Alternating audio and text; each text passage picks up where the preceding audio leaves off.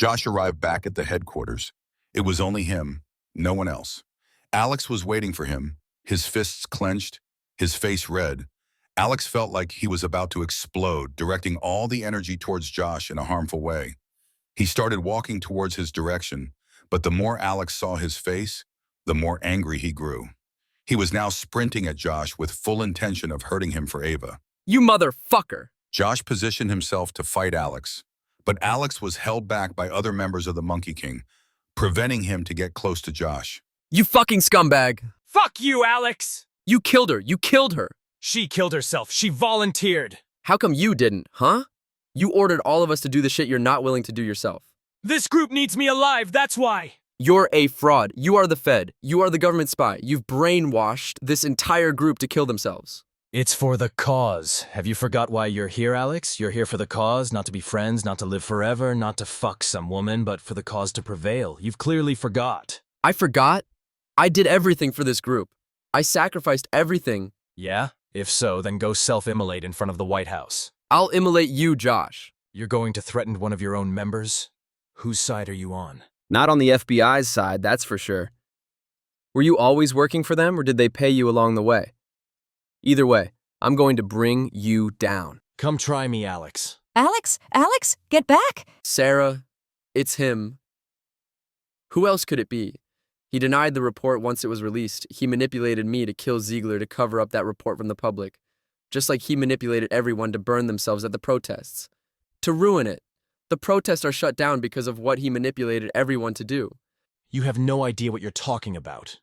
Who says it's not you, Alex? Enough. Alex, I think you should go for a walk. Take some time off. What the fuck happened? I have no idea. I swear I never told my contact to do anything like that. I just told them to contribute to the protests, hoist some signs, make some chants to discredit the false report on Meghan. Well, you exceeded expectations because rather than discrediting the defamation on Meghan, they discredited the entire protests. Nobody's more pissed about it than me, all right? Meghan was my friend. I gave her that report. I organized that protests. It was working. It was making a difference. And then those dipshits ruined it. Ruined it. It's over, Nick. They committed public arson. Of course, the protesters all split apart, but it also gave the police a reason to shut it down by force. That protest was our last chance, and now it's gone. It has to be him. Who? My contact. I gave him the order to go to the protests. He clearly went there to sabotage it. He is one of the agents. Do you still have those photos of the agents that you gave to Meg? Was he there? No. So he's not an agent then? Yeah, or maybe he became one later. Look, the Monkey King as a group has money, but as individuals, it doesn't have much at all. The government could easily approach one of the members with an offer. Money, an executive job post-operations, a chocolate fondue cake. They could get anything. Could you imagine bribing someone with chocolate cake and it actually working? Let's not lose focus here. There are two possibilities. My contact is working for the feds, or he's a complete idiot. But he's been my contact for a while, and he is not stupid. Did you get the names of all the members that burned themselves? No, not yet. I guess it'll come around when you're at the news office. Yeah, about that. What? I told Bill that I was actually an FBI agent.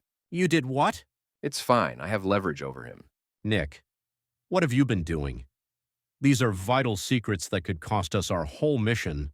First you told Meghan you're a Monkey King, and now you're telling Bill that you're an agent.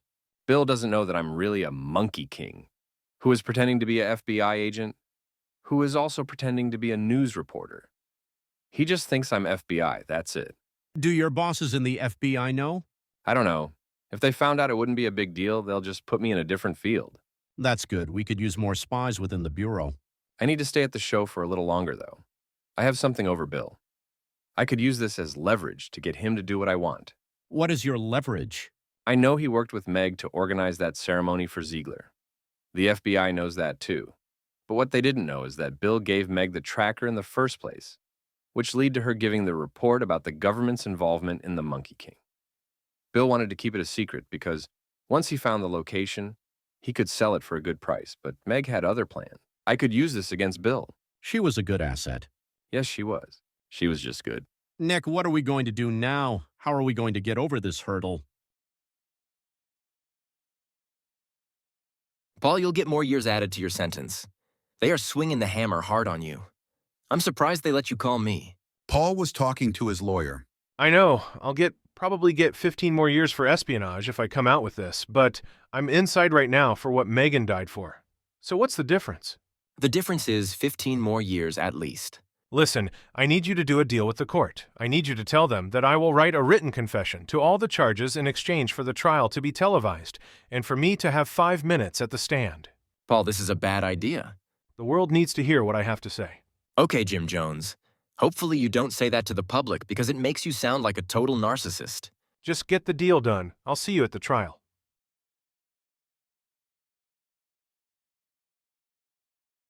Mr. Jimmy, how are we going to get any of these people to come over? You expect salespeople, computer scientists, and everyone else to come here? We're not asking people from Canada or the US to come over. We're getting people from India and Southeast Asia. They still know as much, if not more, about these areas, and they're a lot more cheaper to pay. But how long are they going to stay? When after they drink the water? Jimmy totally forgot about the water in the country. Since he's been here, he's only been drinking bottled water. The water supply was dirty and not up to health standards. Okay, I guess we need to build some water treatment plants. Damn it, how did I forget about that? Isn't this good, Mr. Jimmy? More jobs for the country. I guess so. It's just that I'm spending more money than I'm making. You didn't decide to do what you're doing for money, Mr. Jimmy. If you did, then you're not as good as a businessman as I thought. We need the workers to be trained to build the infrastructure, but we need to train them in entrepreneurship too. I can't just keep building shit and owning it, but I also don't just want to give it away.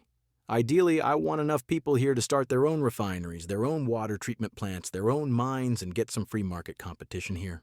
You can just bring the competition here. Put a 0% business tax.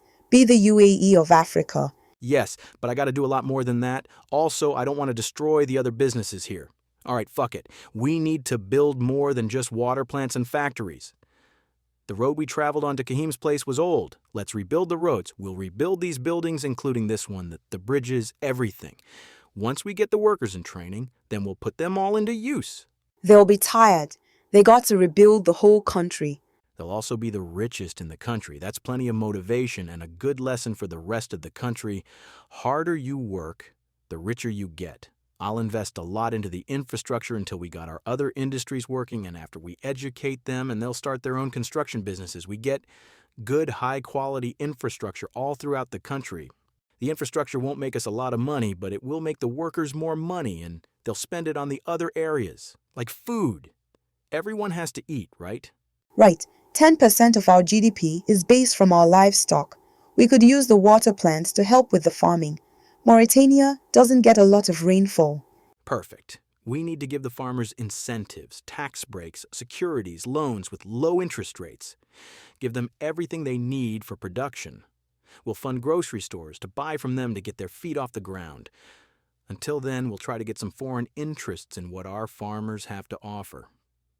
Hopefully, we can have a setup where our labor force buy from the stores buy from the farmers, and they buy from the water plants, and the water plants buy from the labor force. Money is the blood that runs through the veins of the economy. It needs to be constantly flowing. Alex was sitting on Ava's bunk. Despite only knowing her a short time, he never felt so connected to someone. Not his mother, not his friends in high school, and certainly nobody else in the Monkey King. Alex was trying his best to hold on to every memory of her in his head. Not just the memory of her, but the memory of each word spoken, each look she gave, every time they were in the same room. He still couldn't believe it. He didn't want to believe it. Alex got up to leave the compound. Where are you going? I'm going to see where she died. No, it's too dangerous for you to go that far out. I don't care. I'm not going to be in prison for the remainder of my life. Isn't that what this group is fighting against? Imprisonment? Freedom's being taken away? I did a big favor for this group. The least they can do is let me do what I want. Alex left the headquarters and roamed through the south side of the inner city. It was dangerous for anyone, even a Monkey King member, to roam the streets of the south side alone. But Alex didn't care. He was feeling as if everything was a big mistake. Maybe he was meant for better things, and even though the odds were against him, he would have made it through. given himself and his mom a great life, but now both of them were trapped. Alex saw a checkpoint ahead. He knew he was close to where the immolations took place. He snuck his way past the guards and to where the protests were. He saw the body bags, the residue from the fire and signs left on the ground from where the protesters used to be. Alex fought the urge to run to the body bags to check if Ava was in any of them, but he couldn't. He was already flirting with danger just from being in the vicinity, but deep down he knew it was all he needed for confirmation. Ava was dead and so was the rest of them. You ready, Dan? Yeah, sure. Why is the restaurant all the way near the inner city? We feel it's best to stay away from the public eye. These are serious business matters, so we don't want anyone to know. Should I get a limo for us? Excuse me, are you expecting us to go together? I think it's best we all arrive on time. Jay, you're not my girlfriend. We don't need to travel together all the time. Also, why do I need you for? I already spoke with Winlow yesterday without you. Why do I need you today? We are a team, Dan. You are competing against Lauren Hauser. She has the backing of a lot of powerful people, like Robert Ziegler. Ziegler's dead. Exactly. He got turned into a martyr, so now he is universally loved, which does not help you at all since he endorsed Hauser.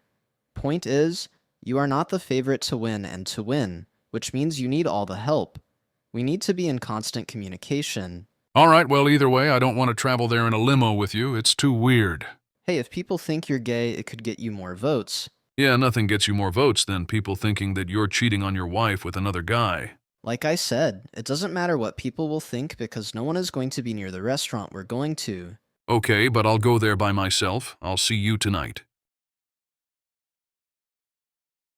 Why are you doing this? Because it's what's right. If you come out and state that you were the one that gave Megan the tracker, they'll charge you for espionage. Even if it doesn't exactly fit the description, they'll find a way to charge you with it.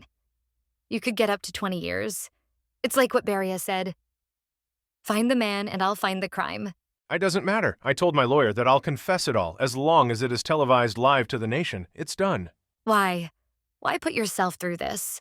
Why put me through this? It's the truth. Everywhere I look, I see lies. Every news article, every headline, every post online, every billboard, every commercial. There is no truth. It's buried underneath a pile of lies. To look for it, you have to pick up a bunch of lies to get to it. But you'll sift through the pile for so long that eventually you won't tell the difference by the time you find it. Each lie is covered up by another lie and another and another. The truth is scarce now. It's been scarce for a long time. And the more something is scarce, the more valuable it becomes. And truth is so rare that now it is something that is worth dying over. Megan died for the truth, and if she was willing to die for it, then I'm willing to go to prison for it, even if it's for the rest of my life. So what is the truth then, Paul? Did you conspire to kill Ziegler? No, you've known me for a long time. Am I a killer? Is that who you see? So what is the truth? Why are they prosecuting you if they know you're innocent? I'm innocent in the murder of Ziegler, but I'm not innocent in knowing why he was killed. Deshaun woke up early, sitting in the vacant, planning on how he was going to rob the Monhill corner. He knew the corner well. Even though he only worked the corner for a short time, he knew it well. The problem was, so did his former crew. They planned the takeover twice for the corner, going over the best options to attack. Deshaun assumed they considered those options in preparation of an attempted takeover from another gang. But Deshaun wasn't another gang. He was by himself. There was noise right outside the building. What makes you think he in here? This is where his boy Lex stayed. In a fucking vacant? Well, I don't expect him to stay at the Ritz-Carlton. Yeah, but why a vacant? I don't know. Why are you staying at your mom's? Because I'm busy trying to kill a nigga rather than selling dope on the corner, like an adult should be doing. You've been working the corners a while now, but the money didn't come then. You're right. I gotta stop being some loser-ass nigga and sell some fucking dope for real this time. No, you missing my point. This shit don't pay well. We work as soldiers. We work the corners and then we move up and then we get paid some real paper. D is a soldier like us, so we know he ain't got money to spend. Shit, he friends with a white boy and that motherfucker was poor as hell and he stayed in these vacants. Deshaun listened intently. Their voices were getting closer to his direction. The vacant was old. The floor would creak with each step that was taken on it. Jamar and Scooter were too close for Deshaun to escape without making any noise. All he could do was stay still and hope they don't enter his building. Let's check this one right here. Jamar and Scooter were entering Deshaun's building. Deshaun pointed his gun at the entrance of his room, waiting for his old friends to enter. Deshaun noticed a rock on the floor in the room. He saw a window with the glass broken. It came from the rock. Someone threw the rock through the window in the building. Deshaun reached for the rock. He looked out the window and threw the rock in the other window of the vacant beside him. The fuck was that? D, he in the other building. Jamar and Scooter ran out the vacant towards where Deshaun threw the rock. Deshaun rushed near the entrance of the building, peeking his head out, waiting for the coast to clear. Once Jamar and Scooter entered the other vacant, Deshaun exited his building and left the area.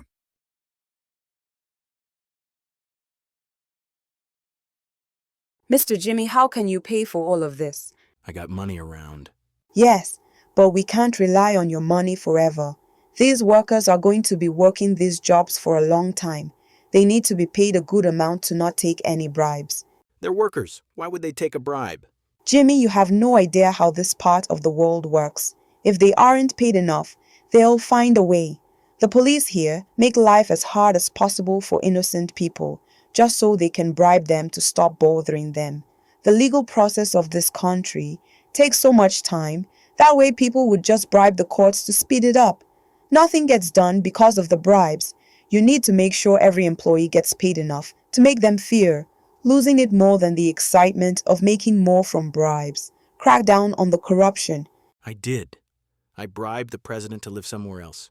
And what happens when you stop paying him and he comes back? You're still going to put him back in charge. Also, you think the president is the only corrupted person here. Everyone that has leverage to take a bribe will take it, because there is no consequences and there is no incentive to not take it. Okay, what should the punishment be then? Death. What? It's the only way. No, it's not. This is the source of our despair.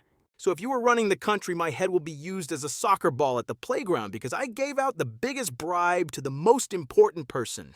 You bribed him for the right reason. You bribed him for the sake of the country, not for yourself.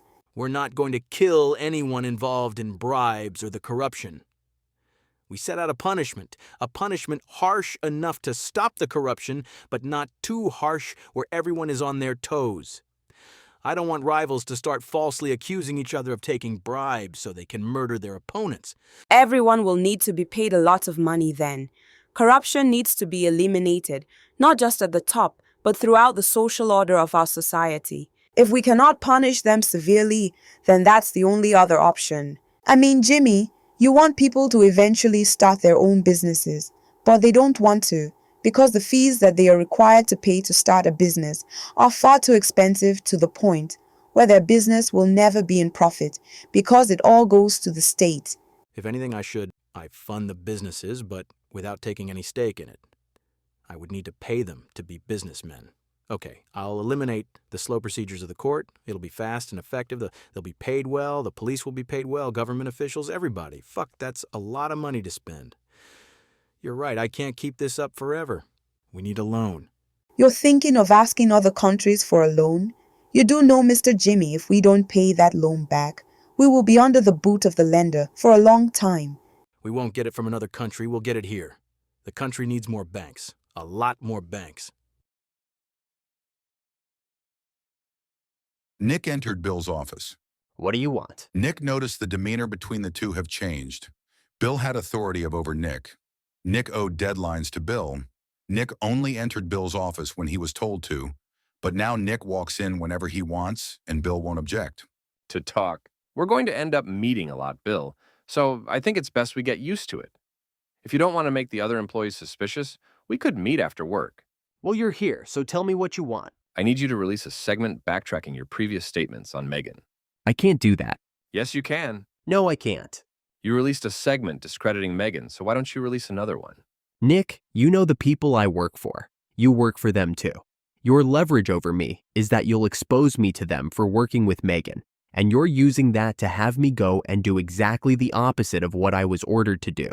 The consequences of me doing what you want is the same or worse as what would happen if you expose my complicity in Meg's report. If that's what you want me to do, you might as well just inform them of my deed. I'll do the segment. Just play dumb and pretend that you didn't know about it. Just like Megan's report. You think I got off from that? You think I was forgiven or not blamed for that?